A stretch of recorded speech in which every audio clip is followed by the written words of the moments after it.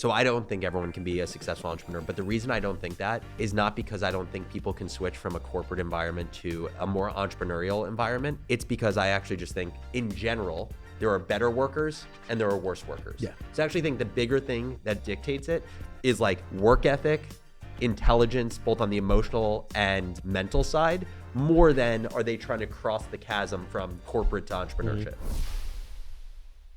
Welcome back to season 3.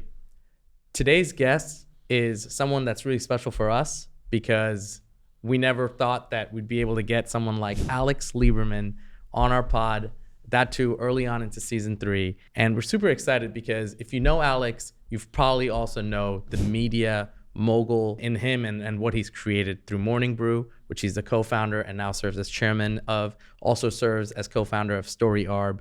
And the amount of value that Alex puts into the community, sometimes I believe is even bigger than some of the stuff he's built and created. It's a pleasure to have you on because the impact you make with your content, the impact you make with stuff that you work on and how you empower the community, potential investors, potential startups. It's just all just amazing to watch. I've been lucky enough to be on one of your episodes as well. And again, honor to have you on. So Alex, for any reason for someone who doesn't know you, give us a couple of sentences about well, first Alex of all, Lieberman. Thank you so much for having me. Really humbled by you guys inviting me onto this. And it's been awesome to get to know you since having you on 60 Second Startup in the early days of that franchise. But for those of you that don't know me, I'm Alex Lieberman, co-founder of Morning Brew. If you had asked me when I was a kid growing up if I would be an entrepreneur, let alone a media entrepreneur, I would have said you were crazy. My path in life was laser focused on working in finance, I literally had written on a whiteboard in my childhood bedroom, be the world's greatest trader, which literally no one writes other than me. And it's because that's what my mom did, my dad did, my grandpa did. I didn't even know what it meant to be a good trader, but I just wanted to be like my parents. And it's been, like the ride of a lifetime just over the last, call it 8 or 9 years. Starting Morning Brew in college as like this passion project that we literally didn't think about as a business, ultimately building up the company, getting to 300 people, $75+ million in revenue, selling the company in October of 2020. And I just feel grateful for all of it. Yeah, I think it's first of all, I didn't know about the aspiration and goals of wanting to be a trader, but walk us through that, right?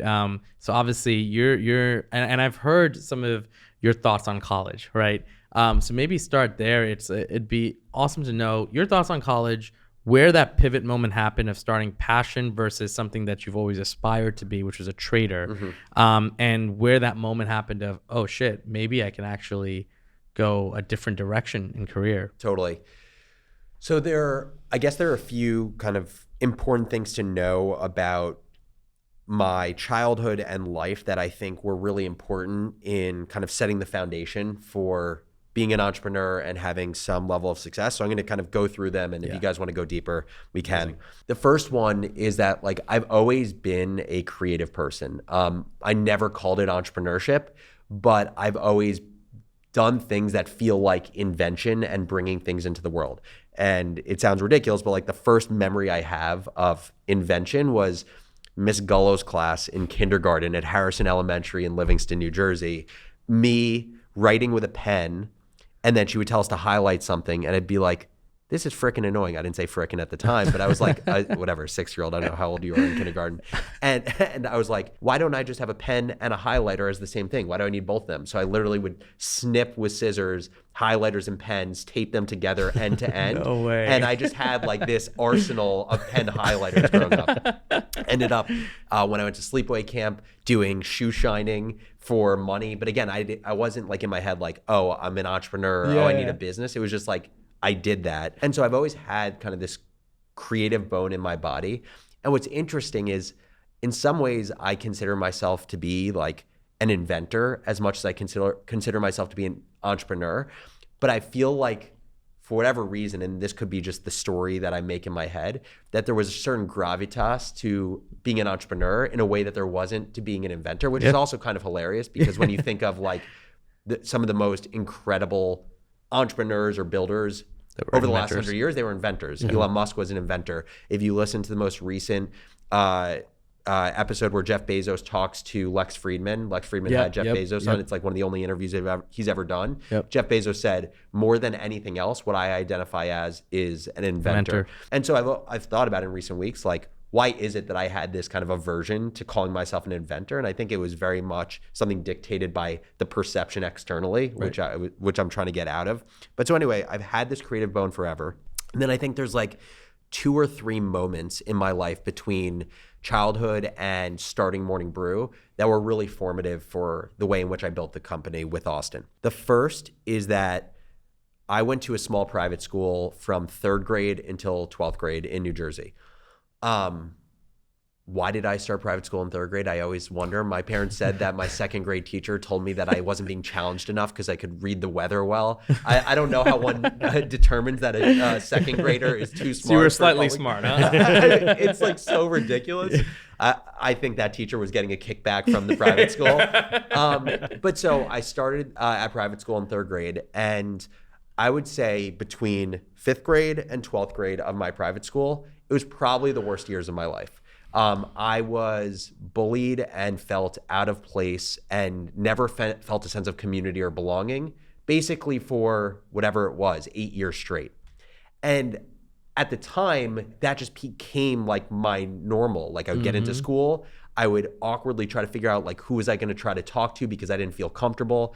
I dealt with people calling me names, and that was just like, that became my life. But as I reflected on it later in life, I was like, oh yeah, no, this was straight up bullying. And like, but in some ways, and I don't know why I'm oriented this way, I really just try to find the best in every scenario. And so I look back at that and be like, one, I feel really bad for young Alex that he had to go through that shit.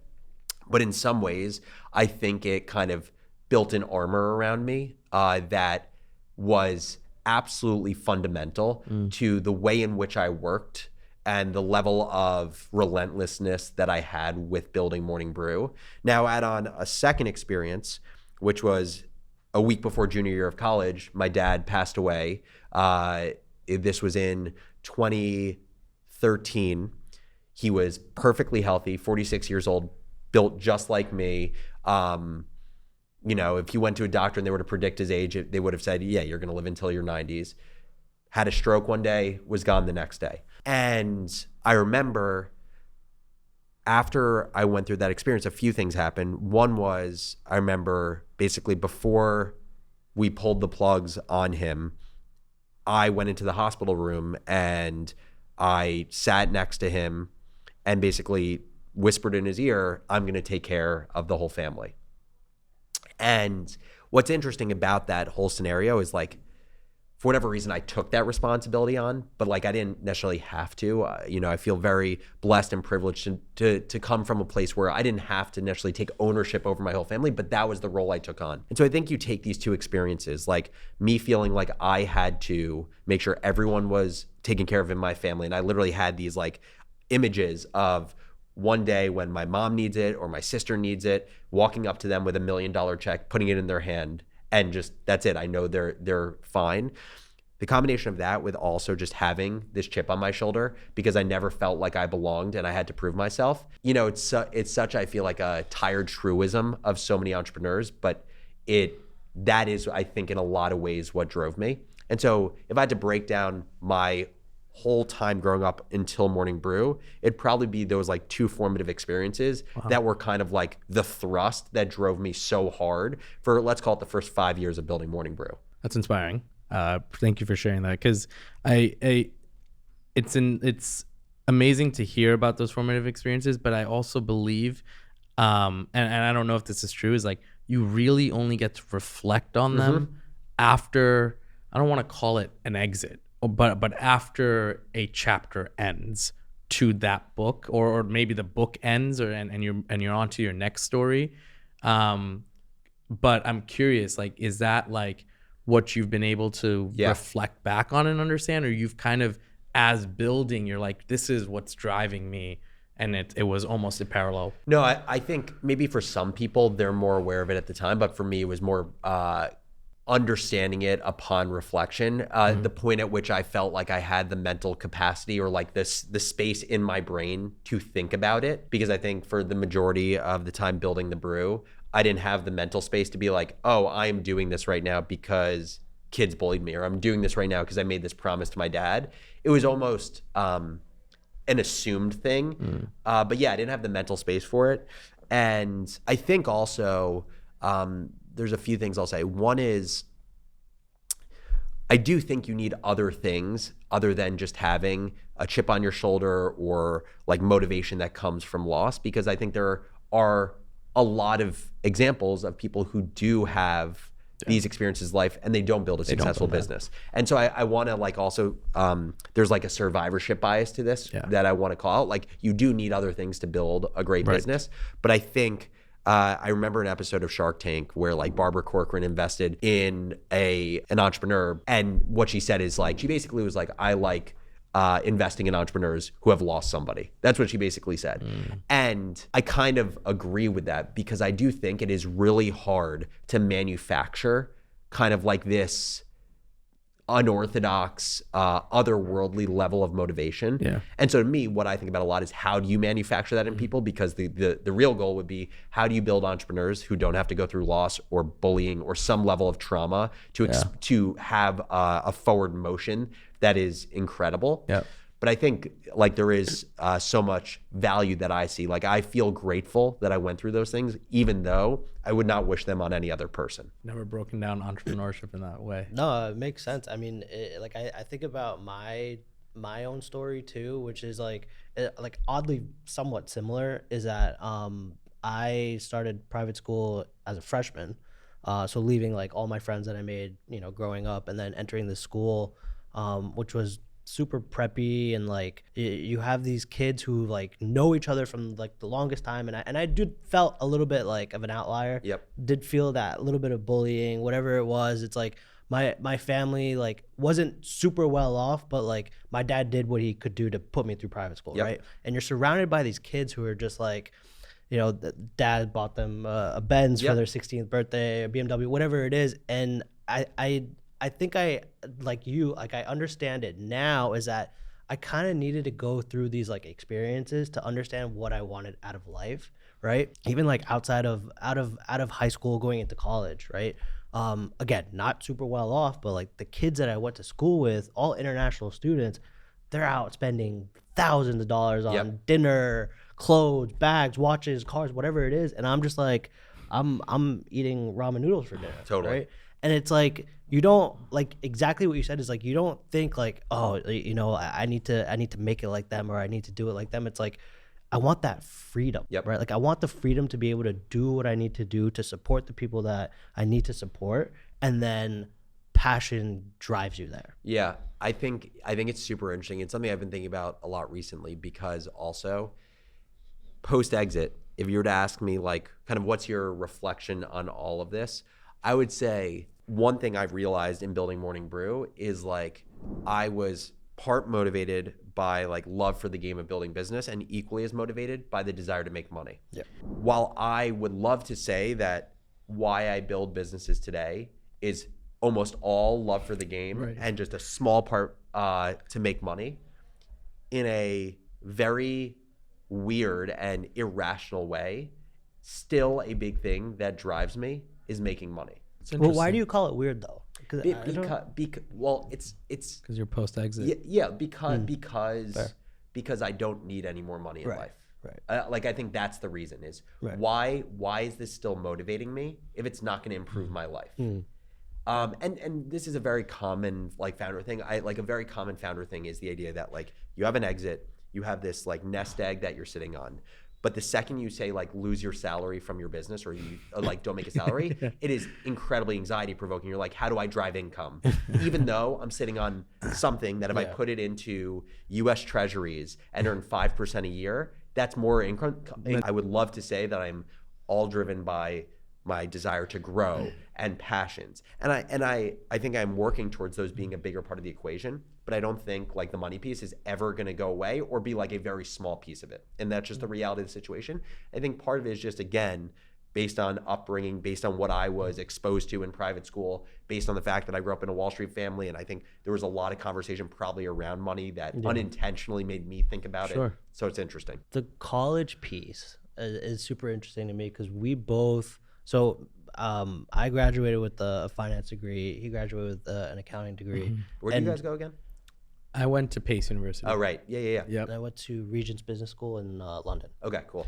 And so the one thing that always gets me, it's like, did I need to have gone through that experience of like getting a degree and never utilizing it ever? Because right now, like I'm a marketer, like I'm running ads all day, like that's my thing, that's what I love. I can't imagine analyzing cash flow statements anymore or doing any of that kind of stuff, right? Aside from the formative experience of like being around successful people, like did I need to even like go and study for this degree that I never ended up using? Like, do you think about that at all? Well, let's put it this way. Do you think, do you have kids or no? No. Okay. One day, if you have kids, I don't have kids either. But one day if you have kids, do you think you're going to recommend that they don't go to college? Honestly, that's a better question for you. Like, what would you do? I'm on the non-college. Yeah. Route. So you're going to give them the choice where if they don't want to go to college, I'm going to give them the choice, but I'm also, the money I'm saving up for his college, my son's college, is I'm putting that money into an account where I rather him choose. Start a business with it. Start a business, blow it on travel, blow it on anything that's going to teach you something rather than college. If you still choose college because your friends are going or you're inspired by that, go for it. Yeah. But there's no way that I would recommend it. Yeah. If that makes sense. One other question there is, do you think everyone should be an entrepreneur? Yeah. You do? Yeah. And do you think everyone's built to be an entrepreneur? No. That's a good question. Honestly, I think everybody has the resources around them to do it, but I don't think enough people go through the experiences that will drive them to want to do it, right? Everybody has ideas. Yeah. But it's like carrying it out. It's interesting because it's like we look at our friends too, who are all corporate, let's say. You see they get into a point in their life where they'll call it investments, okay? They'll want to buy a couple of rental properties, or they want to invest into a franchise business. And you would consider that to be entrepreneurship. That is entrepreneurship. Yeah. That is 100% entrepreneurship. So if at any moment you start to steer your eyes into making more money in a self-made way that is decision-driven by you, that's entrepreneurship. Yeah, so I think what's interesting about that is I think it actually calls into question, is entrepreneurship too broad of a phrase that is used, which like puts people into two buckets. You are either an entrepreneur or you're not an entrepreneur. But at the end of the day, there's like this spectrum. And actually in some ways, probably called the lowest risk version of entrepreneurship looks closer to having a 9-to-5 job than between the lowest risk version of entrepreneurship and the highest risk version. Meaning the founder, let's take Brett Adcock, who's building Figure, right? Literally trying to build a fleet of humanoid robots to ultimately work in factories, then in homes, then on Mars. He's raised, I don't know how much, I think a couple $100 million.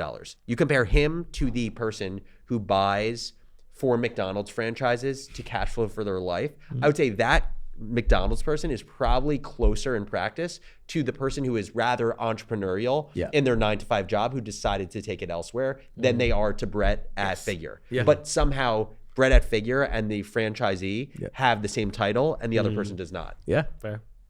Spot on. And I think it's like so much of even what we are getting exposed to, right? I mean, AI is obviously a huge black hole of a conversation, but AI, like Ash said, resources, right? People, I feel like everyone at least is close friends with an entrepreneur. Okay. In every circle, there's at least some percentage of entrepreneurs, which means you have exposure. Then you're surrounded by resources and accessibility now, which is, there's almost no barrier to entry to a lot of industries, right? And then you have the expansion and like the globalization of China and Temu and Alibaba and AliExpress and all that stuff. It's like you really can even just call drop shipping entrepreneurship, 100%. And so then technically it's like you are one website away Yep. from being titled that. So I do think everyone can be. I do think everyone in some ways has an interest. I don't think there are too many people that go into a 9 to 5 and say, this is all I want to do forever. I even think you wanting to get a promotion. There is entrepreneurial sense in that. Of course. Because you need to take more ownership to get to that next stage. Yeah. What I actually think is more indicative of if someone can be an entrepreneur is, so I don't think everyone can be a successful entrepreneur, but the reason I don't think that is not because I don't think people can switch from a corporate environment to a more entrepreneurial environment. It's because I actually just think in general, there are better workers and there are worse workers. Yeah. There are smarter people and there are dumber people. And I think that dictates people's performance in 9 to 5 jobs, and it dictates people's performance in businesses that are built as entrepreneurs. So I actually think the bigger thing that dictates it is like work ethic, intelligence, both on the emotional and the like mental side, more than are they trying to cross the chasm from corporate to entrepreneurship. That's right. Super fair. That's really well said. Chew on This is sponsored by one crucial strategy that we just can't ignore as D2C brands, and that's email and SMS. We'll be sending a ton, and guess who's our go-to? We use SendLane. It's not just another tool, it's a revolution. With real-time segmentation, you're reaching users with precision when you hit send on that email or SMS. The reporting UI, you may ask? It's a breath of fresh air. Simple, straightforward, and gets right to the point. No more sitting through confusing data and random charts you have no idea about what it's saying. And here's the crown jewel, their customer support. Round the clock, weekends, holidays, 24/7, 365, always open like 7-Eleven. No exceptions, they've got your back always. If you want to elevate your email and SMS game and you're tired of what everyone in the industry is used to using, check out SendLane and see why SendLane is the name that's buzzing in everyone's ears. Dive in and you'll thank us later. Now, let's get back to the episode. I want to take it back to Morning Brew for a second. I think we're super interested, selfishly, to understand the media business. Okay, give us like the 90 seconds of 0 to 75 million, which just seems insane. And what you and Austin built was just, it's going to be in history forever, right? And where people are going to study it and learn and understand what you built. How though? How did you guys? What was like that? So personnel aside, more like the actual business. Totally. So I'll say a few things. One is it's just a funny reaction to you saying it'll be in history forever, because I've thought a lot about this. Like something I've thought a lot about is I think about like the businesses I want to build next, and like sometimes when I take what I'm doing really seriously. What you just said, and I know it was kind of just a comment, was it's actually extremely wrong. 100 years from now, no one's going to remember me. And that sounds like pretty depressing on the face. But like 1,000 years from now, how many people that live today will probably be remembered? Maybe 1 or 2, maybe Elon, maybe, and I don't know who else. Like even the president of the United States today will be like the president who, if you're trying to name your president from 1 to 15, you can't even name 1 to 15. and so the reason I say that is like, I think we add, there's this idea of like the spotlight effect, right? This idea that because we're the center of our own world, we assume we're the center of other people's world, which means we add this level of pressure of doing things that we think will look good to people because we think we're the center of their world, but actually we're not the center of their world because they're the center of their own world, worried about the same things we're worried about. And so I think that's actually just been a large lesson for me, which is like, do the things that actually give me interest and joy, because on one hand, it does actually increase the odds that I'm known by people, ironically. But if I'm just doing things for the purpose of being remembered by people, the odds are that I'll never be remembered. And that's okay, because at the end of the day, actually all I care about is being remembered by the people that I give a shit about, which is like literally like my wife, my dog, he's gonna remember me, my future kids, and like my closest friends. And like if I can, when I'm on my deathbed, have those 6 people holding my hand, it was a great life. On the Morning Brew side, basically I think about it in a few chapters. One is newsletter as a passion project. So we start this newsletter when I'm a senior at Michigan, when Austin is a sophomore. I start it because I would ask students, in mock interviews, how do you keep up with the business world? Every student would say, read the Wall Street Journal, but it's dense, it's dry, blah, blah, blah. I start writing this thing. By the way, this is another great lesson, is I think I would make a prediction that 50% of founder stories are total bullshit and aren't actually the real story, because I've told my founder story so many times that I don't actually remember truly what happened. I just remember the story that I've told. Yes. And so anyway, that could be real or it could be fake. It's real. I have no idea. It's real. if only it was recorded. So anyway, start writing this newsletter, and I think the biggest lessons from the first stage of newsletter as a passion project are, one, this business was started so organically. It wasn't thought of as a business, which makes it weird today as I'm thinking about launching other companies to think of business ideas, because it's like weird. Like I have to think now from like, how good of a business model is this? What's the opportunity here? That was literally none of those thoughts came in my head when I was thinking about writing this newsletter. It was just, let me do this thing that's interesting, that people are telling me they would value. And also now today, like everything I spend my time on, I'm like, is this worth my time? Which I think like we live in this world of like time optimization, which I think is also unhealthy at times. It gives us too much self-importance. At the time when I was writing this Microsoft Word template that was converted into a PDF that I was attaching to an email, and I was managing an email listserv, I was never asking myself, is this worth my time? Right. I was just enjoying the process of doing it. Did you enjoy though, like people's reaction of like, oh, Alex, this is awesome. Like, did that fire you up? I think throughout, like that was one of the coolest things that kind of like added this snowball effect to getting excited about Morning Brew, is because email really can become this two-way relationship between you and your reader, even if you have 4.5 million subscribers. Getting in the first month or 2 months of it, getting emails from people saying, not only do I love this, but these 3 email addresses would love to read your newsletter. Can you add them to your listserv? It was like the best validation. Yep. You know, basically was building this thing up. And again, the cost of it, like we talk today, it's even less cost or lower cost to start an email newsletter, or any business for that matter. Then all I had was Microsoft Word, which was free, Microsoft Word template, which was free, convert it into a PDF, have an email, which was all free. There was literally no cost to the business other than my time for the first 2 months. After 2 months, I had like 400 subscribers, literally from people saying, hey, can you add these emails to this listserv? So there's no website also. So you're sending through Gmail, like Yahoo, Gmail? So I was sending it from my alexlieb@umich.edu email address. I had a listserv that was called The Market Corner at umich.edu. I would go into like the listserv URL that Michigan gave to students. I would add an email address, and then I would just send to that listserv every day. After 2 months, I was at, let's call it 300 or 400 subscribers. I remember it was winter break. I sent out an email to all of my readers at the time saying, hey, I'm thinking about taking this a little bit more seriously. People are really liking it. If you want to help me with this newsletter, let me know. I got an email from Austin Reef, who's my co-founder, now the CEO of Morning Brew. He was a sophomore at the time, and he was just one of my readers. And he basically was like, I have an idea for how to make this better. We met in person in like, it's called the Winter Garden, the main area of the business school at Michigan. And we ended up speaking for like an hour and a half. What I could just tell, again, I didn't think of him as a co-founder because it wasn't a business, but I was like, this guy has such a different brain from mine. Like I am thinking of ideas constantly. I love being in like the creative and the writing.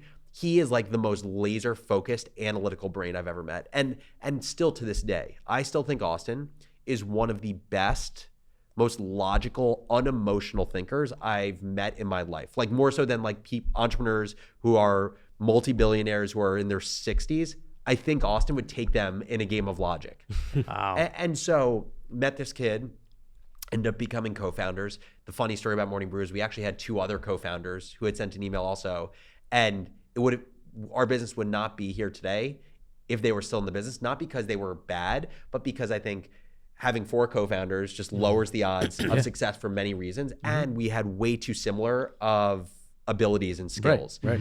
And so that was like Morning Brew as a passion project. Chapter 2 was Morning Brew as a business, which is September of 2016. I had been working for a year at Morgan Stanley in finance. So I got my dream job. I'm working there. We get to 50,000 subscribers. We haven't monetized it yet, but I'm like, okay, I'm ready. Wow. So 400 to 50,000 though. Did you guys start spending money for the growth? Yeah. So up to that point, we had not spent any money. So there were I would say 3 big things we did to go from, let's say, first 400 readers to getting to even like 25,000. It was our referral program was massive for us. And again, talk about the cost of things. Like today, referral program is free because like you can just set up a newsletter with Beehive and it's built in. Right. Back then, we spent $500 on this engineer, his name's Connor from Ohio, on Upwork. And we basically said to him, hey, can you rebuild the Harry's Razors landing page? Because Harry's Razors was notorious for building up this super long waiting list as their product was launching. And I remember the landing page to this day. It was basically, you had a woolly mammoth, and there were basically prizes you would unlock as you referred more people to join the waiting list.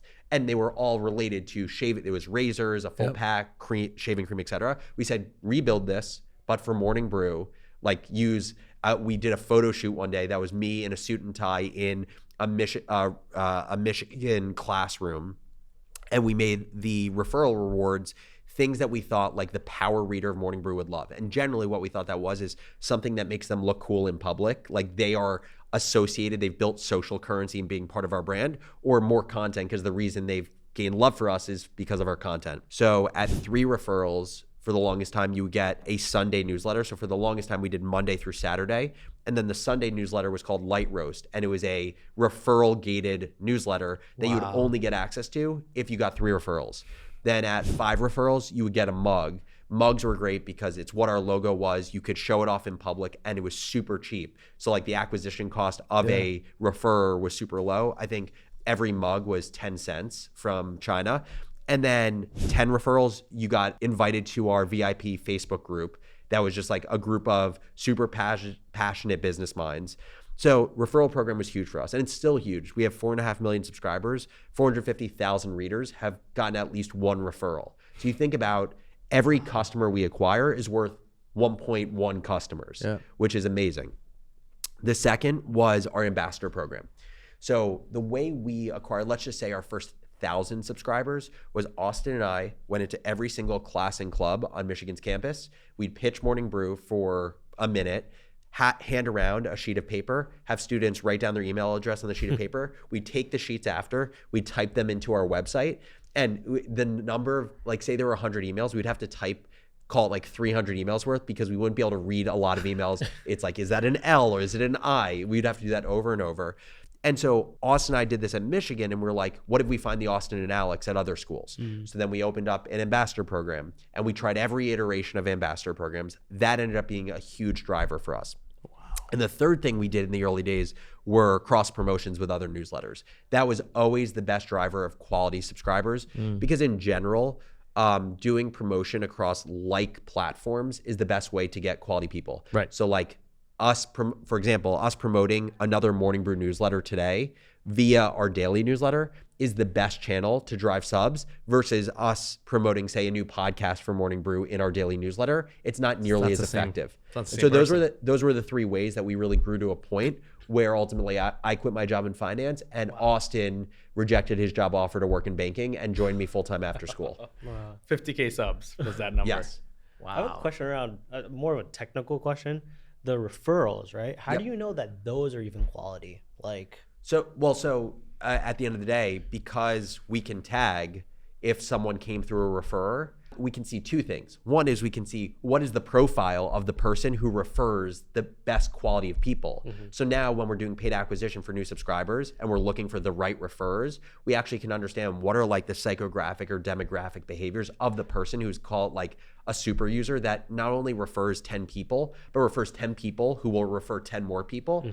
The other thing is, because every person's tagged, so let's say, I was a reader who referred my cousin, we're able to see that my cousin was referred by me. They are a referral subscriber, and we can see what is their open and click behavior over the course of their life as a subscriber. And in general, like if we were to rank order quality of subscribers via acquisition channels, it was always the best ones were referrals. Referrals were always the highest quality. Then it was it was either barter agreements with other email newsletters or ads we were buying in other email newsletters. And then everything else was below that. So you hit 50,000 subscribers, you quit your job. Yep. Austin doesn't take his job. Yep. Now what? So just like to give kind of like the exact set of facts, I was making 85K in my job trading at Morgan Stanley. I went to zero on day one.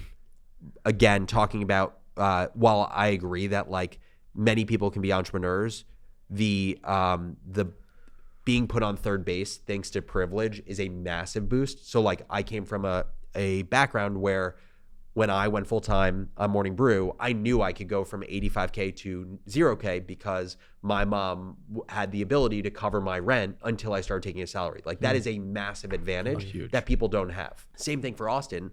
Austin, his banking salary year one at Moelis, he would have made 150K. He started at zero with me. Then what we basically did is we're at 50,000 subscribers.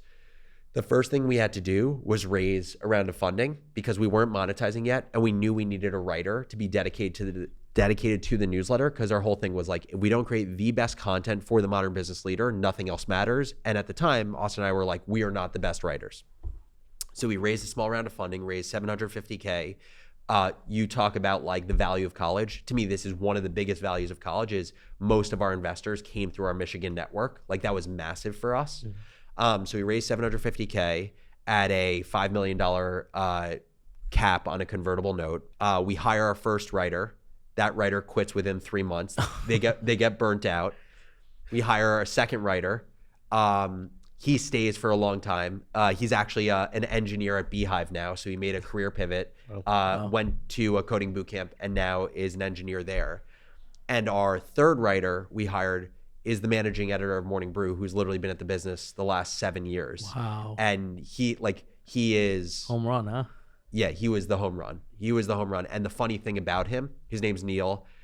He also co-hosts our daily show. He's also my golf partner. We do an indoor golf league together. He had no journalistic experience. Wow. His only writing experience ever was writing for the college newspaper at Maryland. And the other funny thing about it, and this is where luck comes into play in business, is initially we rejected his application. We gave an offer to someone else. That someone else rejected the offer from us. So we went back to Neil, gave him the offer, he accepted it.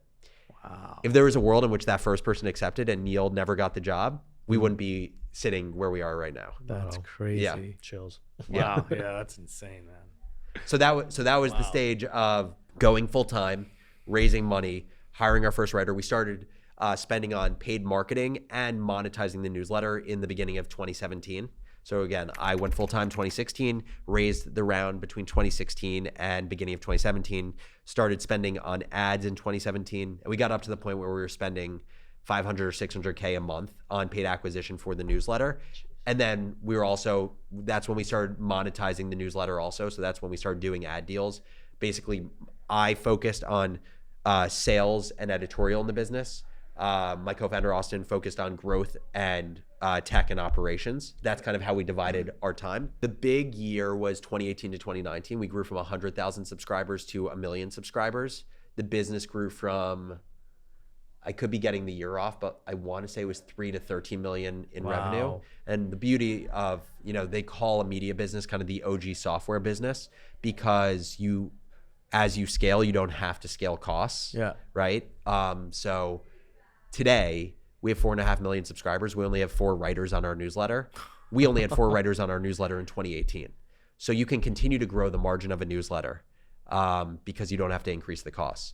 And so 2018 to 2019 was really like us building Morning Brew into this newsletter that is one of the largest business newsletters in the world that is just printing money at this point. And then 2019 was the year we started expanding into other things outside of just the daily newsletter. Got it. And then that's became your different verticals. Yep. So we went into other verticals. So one of our theses, which is still honestly a thesis today, is that B2B media isn't given nearly enough love. And I think it's been given more love, but it's still behind. So we were basically like, how do we take like the shitty trade publications of old that were done for like retail and CFOs and HR people and marketing, and how do we make them in Morning Brew's voice and style? And by the way, because they're more targeted, we're going to be able to get higher CPMs because advertisers, like if you're Salesforce and you want to get, say, in front of I'm just going to use an example, like a head of HR, our view was like, okay, Salesforce paying for the daily newsletter, like they're going to pay maybe, let's just say, a $50 CPM because, you know, the person they get in front of could be a head of HR, but could also be like a 23-year-old in college who's never going to be the buyer of their software. Whereas for HR Brew, it's like there's a 80% chance you're getting in front of the right person. And if you get in front of the right person and you convert them at a decent rate, they're on average going to spend 150 to 250K for your product. So smart. And so that's why B2B media is so attractive. It's unsexy to the world, so there's less competition.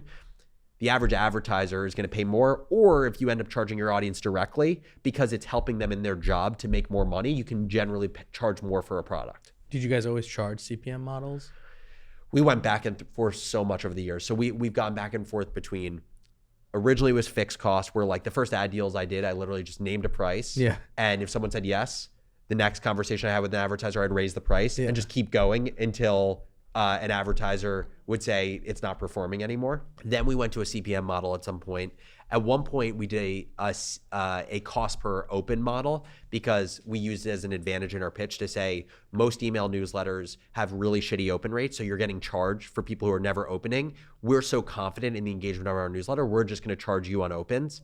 But like it really was like a vanity thing because say for CPM, we charge 40. We were like, we'll charge you 80 for a cost per open. So we get the same amount of money, but it kind of counter positioned us against many people in the industry who had super low open rates. Right.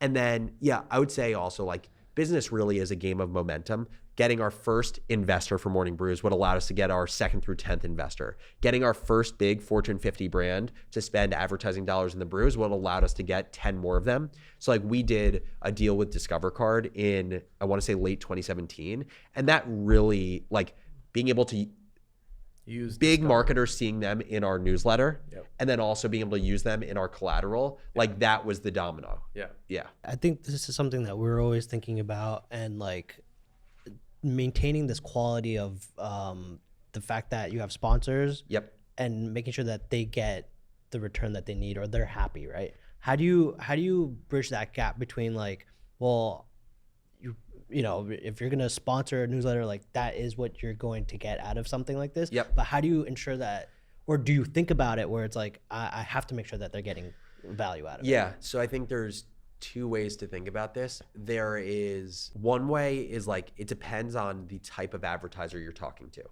So there's generally like 2 types of advertisers in the market for media: brand marketers and performance marketers. And, you know, there's a spectrum. So some will care about both. In the early days of Morning Brew, we could not convince brand marketers to spend with us because brand marketers generally care about getting in front of larger audience. It's generally larger companies who have brand marketing budgets, who work with agencies that place their media. The companies that do like are open to working with like a Morning Brew, and Morning Brew's a nobody, are performance marketers because all they care about is like just getting return on ad spend, and they don't care what channel it's from. Right. So in the early days, we convinced, like we got a few of our first performance marketing brands in. They saw we were generating super high ROAS for them. So then we just made those case studies, and then that got other performance marketers in. The reason that we didn't want to be working with performance marketers forever is very simple.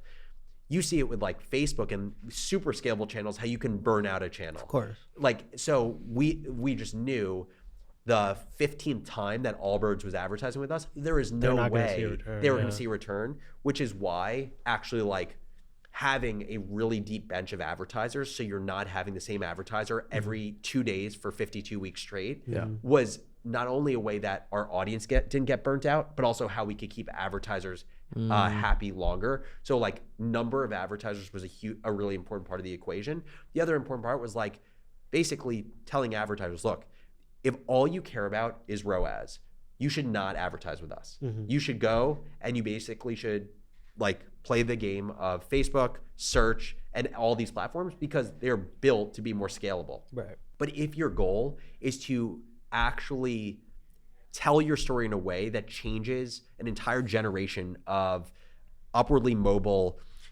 high net worth people's perception of you, you're not gonna be able to do that through Facebook.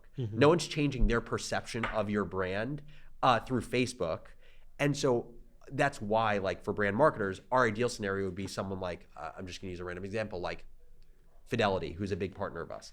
Because sure, like Fidelity does care about driving account openings right now. But what they care as much about is over the next 20 years, are we going to get the person who's going to run their company 20 years from now to think of us first when they're thinking about where are they basically housing their $20 million of money, and they ultimately become a client who's worth anywhere between $100,000 and $1 million to us. And if you only care about performance marketing, you're never going to get that person because you won't be proactive enough to get that person in the first place. Short term versus long term. Between like cycling advertisers and like what, I mean, both are important, but like if you had to say even now for, you know, even for us, like growing our newsletter or others growing their newsletters, like how important is cycling the advertisers versus just like you growing as quick enough to just bring in new eyeballs? Well, so I would say the first thing that it wasn't even mentioned there is like making sure the content still stays great. Right. Yeah. And that's like the obvious one, but it's the one that like anytime I talk to people about newsletters is never mentioned, which is like, write a good fucking newsletter. If you do that, of course, then you have to worry less about paying to acquire new subscribers because your good subscribers are staying longer, and they're referring more people, which are high quality subscribers.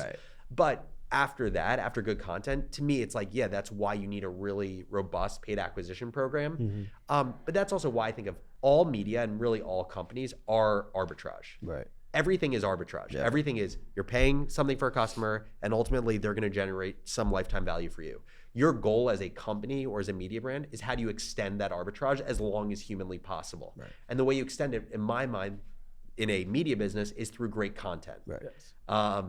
Especially because on average, the 4.5 millionth subscriber that we acquire from Morning Brew via Facebook ad is on average just going to be a worse subscriber than subscriber 5,000 who came in the early days and has been with us through the ride. So on average, as you grow, and like this is I think why so many of these D2C brands got screwed is like as they're raising a ton of venture and they were expecting to grow in the same way and have the same retention across their business, like the retention of a customer that was acquired in year 7 looks so different than one acquired in year 2. You know, you still serve as chairman. Austin is still in the seat of CEO. What led to exit and why? So the short answer is we weren't planning on selling the business. Like Austin and I we're always like, why would we sell the business? We are the captains of our ship. We are not financially insecure right now. Like we don't have money and anxiety. We get to work with really smart people. So like, why would we do anything different? That was kind of always our thought process. We had been approached a few times by companies looking to acquire us. And it always felt like it was too early, that like it wasn't a price that was like a no-brainer. And then basically at the end of 2019, we were approached by a friend of mine who at the time was the COO of Business Insider. And he was saying how Axel Springer, which is the holding company above Business Insider, was starting to be more acquisitive in the United States. They really want to build their foothold in the US. And so basically they came to us and they were like, are you open to having this conversation? And Austin and I basically said, we're not open to having this conversation. The only thing that would make us have it is if like we are the starting point of price or valuation on the business is X. And they respond saying, well, we're open to talking about X.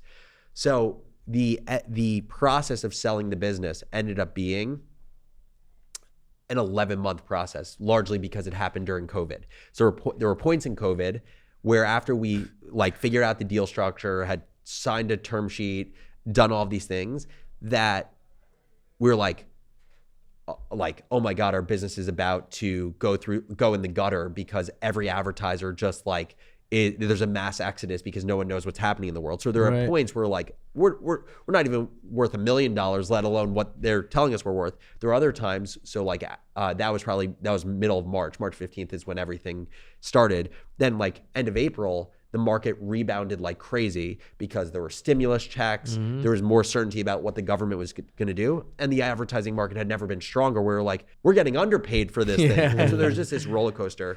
Sold the business in October of 2020. And I would say from my perspective, and I can't speak from Austin's, from my perspectives, it made sense for 2 reasons. One reason is we thought that we could be supported by a larger media organization to help us accelerate our growth, especially in areas that we hadn't yet cracked the nut, specifically like in multimedia, social, et cetera. The other reason, which I would say is as big of a reason, if not a bigger reason for me, was to have that financial security. The way I looked at it was there's a point at which, like we talked about earlier, where the marginal dollar I make is not going to make me happier. Right. But the marginal dollar I lose is going to make me a lot less happy. Yeah. And so I basically said, what would I regret more? Having this much money in the bank that I get from the deal, and then 2 years later realizing I could have gotten 2x that, or not having this money in the bank because we say no to the deal, and then 2 years later the business collapses and there's nothing in my pocket. And I was like, it's a no-brainer to me, especially at this young of an age, like to be able to continue to compound that over the next 50 years, but also kind of create optionality just by being an exited founder, I think had like a really big halo effect. And so that's why from my perspective, why I thought it made sense at the time. That's amazing. And then you talked about how, incrementality of making more money isn't what's going to drive you all the time, but you're working on so many other pieces. You started 60-second startup, which I thought was incredibly cool. I think it's like no one took really the concept of Shark Tank, brought it to real life, and made it quicker and digestible, because that's all we can consume nowadays. I need more ideas, by the way, for how to take it to the next level. Like I think we've gotten it to like, one step up, but I think there's so much opportunity with this franchise. Oh, absolutely. And I need ideas for how to take it to the next level. I mean, you have to get live viewership to buy in and start actually being able to do some live funding. Totally. I feel like you get to that point, then that becomes fun, right? And also gamify it in a way. But you started that, and you have Story Arb now, and I'm sure you have 10 other ideas in the works. What's kind of next for you? Yeah. And what does that look like? And give us a little bit of color into where's Alex going next? Yeah. So the long story very short is, I actually didn't feel like a common thing you'll hear from exited founders is like they get this like post-exit malaise where they just like feel like shit. They feel directionless, purposeless, etc. That did not happen for me after we sold the business. It happened for me when I stepped out of the CEO role. So we sold the business in October of 2020. I stepped out of the CEO role in April of 2021. After stepping out of the CEO role, I very much felt like I didn't have an identity, because my whole identity had been kind of like tied up in being the CEO of this business. I felt unmotivated because money was such a big motivation for me in building the brew. Like I didn't know what was going to replace that motivation.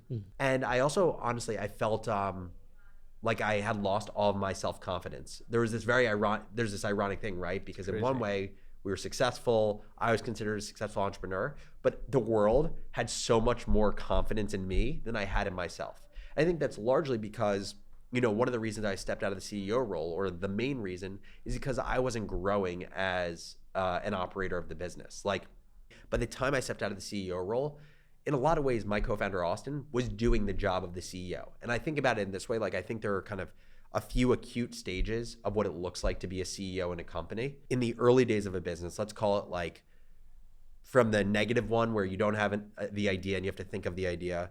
0 is you have the idea. 1 is product market fit. Being a CEO during that period of time looks way more like art. I would describe it as like you are very much like you are an inventor. You are an inventor who wills something into the world. From 1 to 10, and I think there is some nuance here that we won't cover, but like from 1 to 10, it is more about company building. It is about something's working. How do we build the infrastructure that allows us to grow the thing that's working, but also think about other things that can draft off of the first working thing? That period of time is defined, I would say it's like more like being a scientist. It's way more about being organizationally minded, building out a leadership team, implementing for the first time ever something like OKRs, EOS, etc. And I didn't have both the knowledge or the toolkit at the time to shift into that different type of management. And I think in retrospect, that stage of running a business is just less exciting to me.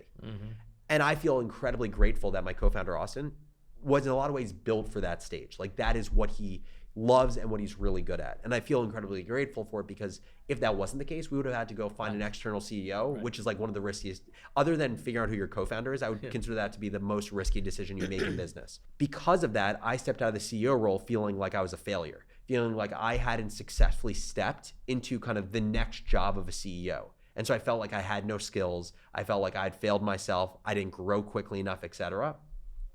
And so it probably took me 8 to 12 months to kind of like what I call like get my swagger back, like actually remember the things that made me really good in building the business. And when I think about what are the things that make me really good and what I love doing, it really comes down to a few things. It is like storytelling and selling, an explosion of ideas, and it is wheeling a product from idea into product market fit. Like those are the three things that I love and I feel confident in. And I forgot about all of those things when I was in this period of losing confidence in myself. And so then my whole thing became, how do I just focus on these three things and literally nothing else as I build businesses? And so then, now it's become like, again, this like very tired thing of building a holdco. But my whole thought was, what if I build a portfolio of companies that have CEOs, but those three things that I just mentioned, I use those as firepower to accelerate all of these businesses. And the first business I did that with was StoryArb. And the whole idea of StoryArb was in this age where media and content is becoming increasingly personality driven, in an age where things are more commoditized than ever before, where differentiation happens generally in two buckets, through better technology or product or through better brand or distribution. Like those are the two things. My view was more and more founders and executives are going to want to build distribution, but they're not going to have the time to do it. And they're not going to have the resources to do it. Like they're not going to have the skills to do it. And so my view is like, what if I build an engine to help founders and executives build their brands online? And so that's what StoryArb is. I've learned so much with that business. And I would say in this kind of whole holdco model, there's basically like three things that I think I have to get right to succeed with it. Pick the right co-founder and CEO, which I would say is the hardest. The second is pick the right idea. And I think the thing there that's always hardest for me is I like building completely new shit, but building completely new shit is way harder. Like I was talking to a founder yesterday and I was asking him, how do you think of business ideas? And he was like, I find a business that's $1 billion company that has proven there's a market for this. And I look at them and I'm like, okay, is there an opportunity for there to be a second, third, and fourth player in the space? That it's okay. Maybe we're not a $1 billion business, but we're a $100 million business. Yep. That is a way smarter and easier way to build a business, but it's always like never been my default because I like, again, going back to invention, that doesn't feel like invention to me. Yeah. So the second is like me having discipline about knowing how far out I can really go while still giving myself a good chance of having a success with the business. And the third is discipline of focus. I am a very excitable person. On one hand, it's what makes me a good storyteller and seller. On the other hand, it's what would get me, if left to my own device, to launch 4 businesses in a quarter and do extremely poorly with all of them. And so like I've basically set a goal for myself where it's like, I can only do one thing for a year. And until that year is up, I'm not doing another thing. And like I have to force. Have you held true to that? So far I have. Okay, good. Check in with me in 6 months. Yeah. Wow. So that's how I think about kind of the next steps. And look, things can change. What's the guy I was talking to before? Is it Danny? Harry. Yes. I was talking to Harry and I was basically saying, look, like my ultimate goal is I think at some point I want to take a big swing. Why do I want to take a big swing? Because I think when I reflect on what are the things that make me happy, I've thought about this a lot and there's basically like 3 or 4 things. It's feeling loved by the people I truly love. It's feeling like I am growing closer every day to my full potential, whatever that means. It is being true to my word. So when I say I'm going to do something, actually doing it. It's what I call personal integrity. And it's going through life in a playful and curious way. If I do those 4 things, I feel happy, which is ironic because no amount of money was needed to do any of those 4 things. But anyway, to the second one of like getting closer and closer to growing to my full potential, that is one of the reasons that I think at some point I want to take a big swing. I want to take a big swing at some point because I want to see how close I can get to my full potential, and because I think I have the privilege and in some ways a responsibility to take a huge swing, because I think most entrepreneurs should not take big swings. Once you've had some level of success and you have network and you have access to capital, that is the time when I think you can do it. Mm-hmm. And I feel very grateful that I do potentially have that. That said, I don't know what that idea is yet. And that idea could take 15 years to get to. And so my whole thing has been, how do I make money and how do I refine my tools as a builder for when that day comes? To me, it's through finding businesses to still build. The second way I think about it is maybe at some point I think of a huge idea, But it's also quite possible that one of these businesses that starts small and it feels like a single or a double actually turns into the big idea. Because there's so many examples of businesses, especially bootstrap businesses, that were like a small idea to start, but then it became the thing. Like one example, like you look at MailChimp.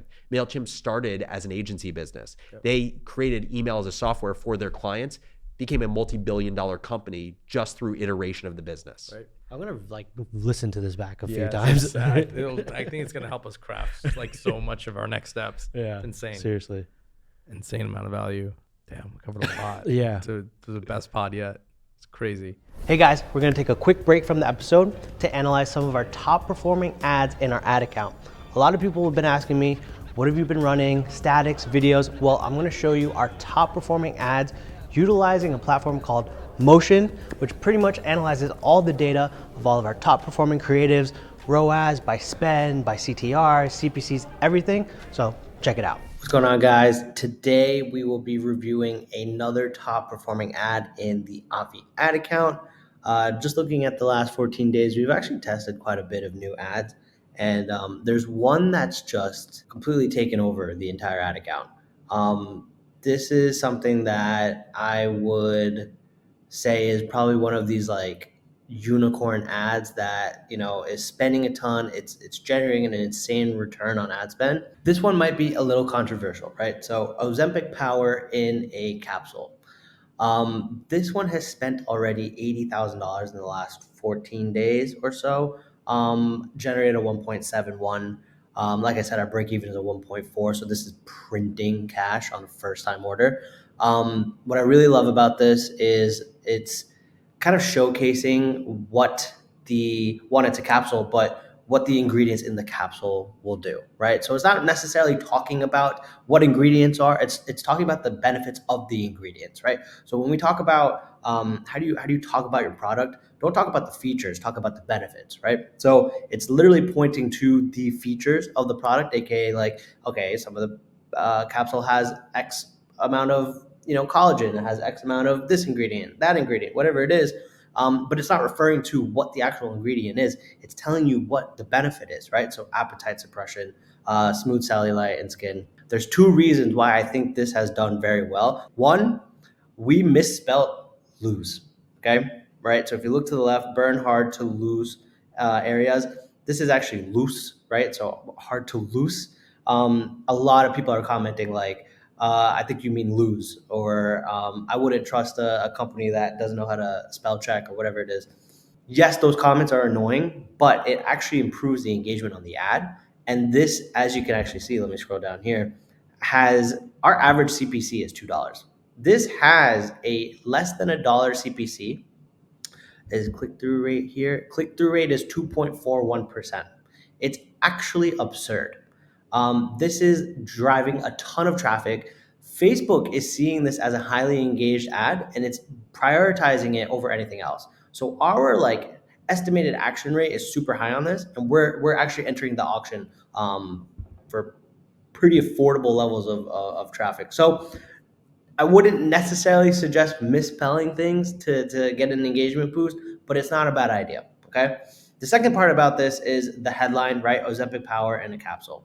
This is something that you can implement in your ad library. I 100% would do it. Find trending products and see if you can kind of piggyback off their momentum. And check it out. Let me know. If you're looking to sign up for Motion, click the link in the description for a special offer today. Now, let's get back to the episode. There's one fun conversation I'd love. I'd be interested in your guys' thought on. For entrepreneurs who are thinking whether it's like about the next business to launch or it's their first business they're thinking about launching, if you were to say, what is an entrepreneurial venture that you think has the highest probability of success? Like it is the thing that like, if you were not doing what you're doing today and you were just told by someone, hey, here's like $25,000 or $50,000 to start a thing, and you have to 5 years from now have $1 million in the bank from doing it, what is the thing that you would choose because you think it is the clearest path to being a successful entrepreneur? And it could be like, for you guys, what does that look like given your skills, but also just for an entrepreneur who's looking to build their first business? Like what would be the way you would go? I think me personally, I would obviously when it comes to product, anything that can show instant results. Okay. And like it can be a gadget, it could be a supplement, it could be anything that provides instant results. So what would be an example of So something that like, shows I mean, instant look at results? it within Obvi too, right? Yep. Our collagen takes time to show. Yep. Harder product to sell, better retention. Okay. Our fat burner shows almost instantly. Okay. Easier product to sell, harder to retain. Because once they've cut the weight, why do they need it anymore? Yeah. And also the feeling Yep. of what you start to get. Yeah, it's painkiller versus vitamin. Exactly. Just Yes. you would build a painkiller. Exactly. And so like if you were to say like start a business, knowing what I know, probably go start a fat burner business. Just fat burner. Plus subscription. Subscription. Super and interesting. Build it right. But I know you've also been you've always talked about utility products. Yeah, I think there's two things, right? Utility, it's like you see this rise with like TikTok Shop and videos going viral for like literal products that are inventions on like just gadgets or like life hacks or whatever it is.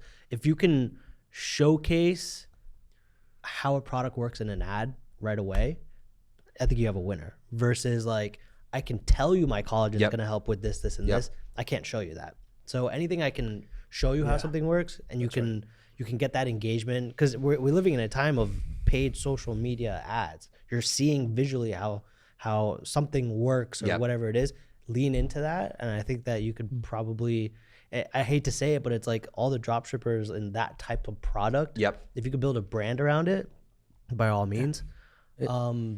I think even the second thing I would say is I know you kind of said like if we had to stop today, what we're doing.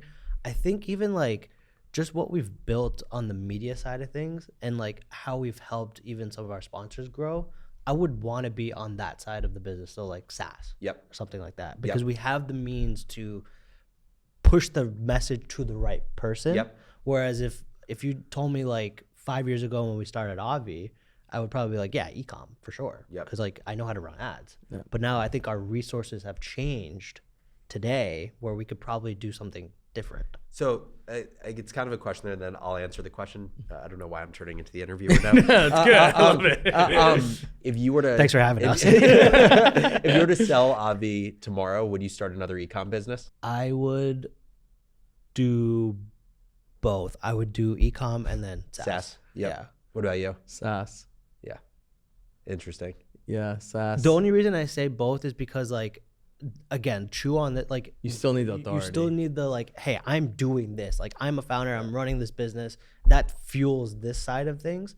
So I think, I mean, I feel like we're doing it now, right? It's like, So I Sean, this agree is with built that, but off also authority. aren't there a lot of like e-com SaaS founders that are super successful in their business, but they're not running an e-com business at the moment? Like I think of like, yeah, that's true. Yeah. I don't know. It's interesting. Yeah, And I also mean, you have many of them and don't. also you have the win of Avi, which was the legitimacy setter. Yes. Yeah. Yeah. So it's interesting. It's like is. Harley having his tea company. Exactly. Yeah. He doesn't Yeah. really, Exactly that. you know. Exactly. What would you do? So I think there's a few things that come to mind. I think if I was to do anything, we were talking about this before, I would go to people who have huge email lists that they don't have a dedicated email and create like the Morning Brew for their business. And I would have them basically pay at cost for whatever the cost of doing the email is. So the email service provider, one writer, like, so it'd be low cost for them. And I would make all of my money through a rev share. Would get their email to as many subscribers as possible, as engaged as possible, as quickly as possible, and then figure out how we're gonna monetize it, either via advertising and probably some combination of advertising and like what their ultimate product is. It's like one great example. And by the way, it doesn't have to be a massive audience. I actually think like certain B2B and niche audiences are the best. So like one I would love to do at some point is someone who has a large luxury watch audience. Go partner with them, like a luxury watch YouTuber. Would love to go to them, partner with them, create a daily watch newsletter for the watch enthusiast, and make money not only through advertising deals with luxury companies, but also selling watches through it and get rev share on the watches sold. So that would be like what I would do.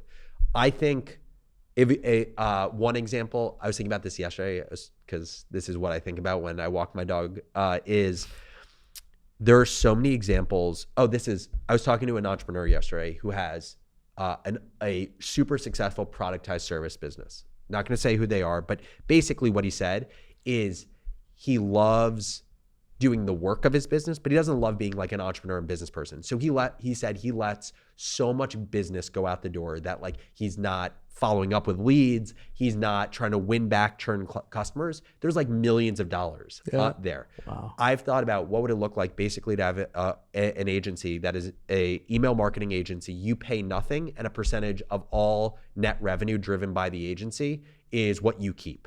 Because I think so many, not even just small businesses, but businesses that are not sophisticated in digital marketing or retention marketing, like have no idea how much money they're leaving on the table. So much. The problem is those people sometimes also have a hard enough head to be a tough person to convince. I think the first person would be the hardest to convince. You would need a case study, and then that's why the next customer you get, you'd say, I will do this for you for free for a month. Worst case scenario, I've done this for free and it doesn't work for you. Genius. But also I'll make sure like I'm not going to piss off your customers. Like this is my reputation that's on the line. No, That's amazing. Yeah. No, I think just even like one point you mentioned, which is like, again, what would you do differently? Because I think we talk about it now a lot, just because we're involved in so many things. There's just this whole world of media has been like new for us. I'm Chew on this is like 8-9 months old. Yep. And you know we're going into 7-figure ARR in our first year, and it's like, what happens now? And I think the biggest piece to us is making sure that we don't get crazy founder-led backed, because then it's like, if we're not there, there's nothing there. I mean, it's the creator conundrum. It's you as a successful creator, you create key man risk, and also like then it becomes like never a sellable asset. Yes. So I mean, this is why I think, for example, what Colin and Samir did with their newsletter, and it's, you know, a former Morning Brew folks that power their newsletter. Oh wow. I think it's really smart how intentionally it's not called the Colin and Samir newsletter, it's called Publish Press.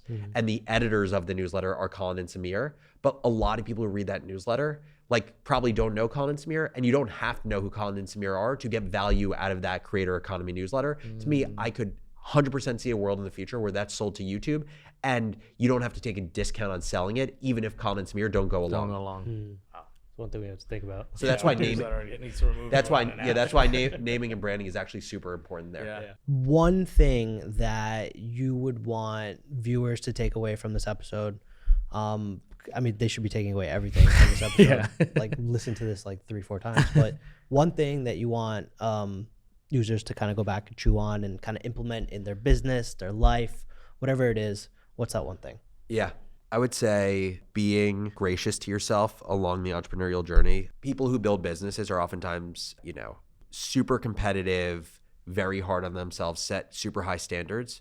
And so I think there's a lot of unnecessary stress and kind of self-deprecation that's created by entrepreneurs. And in one way, it's what fuels that, but in the other way, it creates this feeling of never being good enough. And I think if you have that mentality, no matter how much success you have, you'll never feel like you're enough or you've achieved enough. And so I think just being grateful for the journey and being grateful for what you offer to the things that you do is a super important counterbalance to being really hard on yourself. And I would say that probably the most important thing is like the startup world is a really small world. Word travels really fast. Your reputation is everything. Do the right thing for people, because if you don't, you can assume that your reputation will change in a blink and it will fuck the rest of your career. And I think oftentimes people feel desperate in moments where they need short-term benefit. But yeah, I've just seen a lot of people who have crushed their reputation knowingly and unknowingly, and it really screws them for the rest of their career. So unless you're on your last chapter and you're out of the startup game, I still wouldn't be a dick, but like that's where you're not gonna deal with the reputation hit. But like reputation is everything, and people don't think enough about it. Well said. Chew on that. If you want more from us, follow us on Twitter, follow us on Instagram, follow us on TikTok, and check out the website chewonthis.io.